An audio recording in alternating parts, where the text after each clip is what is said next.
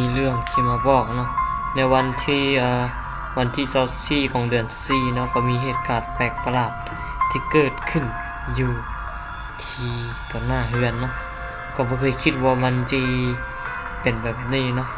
ก็บ่เคยรู้บ่เคยเห็นมาก่อนเนาะเนื้อเฮาแบบในมื้อนั้นมันมีอันไฟฟ้ามอดดับ2เทื่อนะเป็นแบบ2เทื่อเนาะเฮาก็มาถ่ายคลิปลิ้นตอนมันมาเทื่อที่1เนาะเฮาก็ถ่ายรูปลิ้นเนาะแล้วอยู่ๆอีกเดียวก็ดับตืมเนาะมันก็เฮ็ดอันอย่างก็มีน้องสาวอยู่ข้างหลังเนาะก็น้องสาวก็แบบบ่เห็นหยังเนาะแต่ว่าแบบบัดเฮาเบิ่งอยู่โทรศัพท์เห็นเนาะเฮาก็บ่ฮู้เนาะก็แบบเห็นภาพไปชื่อว่าเป็นหยังสยองคนอยู่ข้างหลังเนาะเบิ่งแบบสบายดีเนาะมื้อนี้เฮาก็มาถ่ายรูปลิ้นเนาะแค่มาถ่ายรูปลิ้นอยู่เป็นจังได๋เนาะมืดแล้วมีโอ้ใต้ประสาทโอ้โหเนาะคือเมื่อกี้นี้ไฟมันดับเนาะแล้วมันหามาเนาะมันหามาเมื่อกี้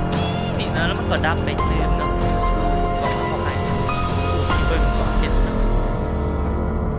อุ้ยเนาะก็บ่เข้าใจเนาะว่ามันเหตุใดเนาะจึงปรากฏเหตุการณ์แบบนี้ขึ้นเนาะก็มาเบิ่งรูปหลายๆเทื่อแล้วก็ยังงงเนาะว่าเป็นหยังมันคือเป็นแบบนี้เนาะปล่อยให้เธอตกใจ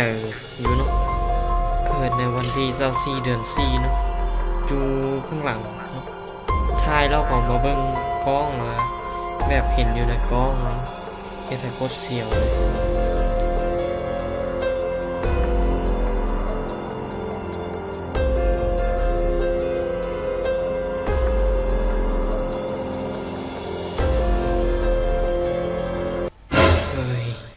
เสียว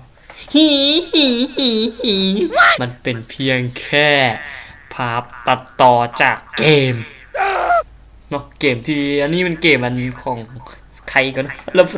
นะครับตัดต่อออกเนียนบอก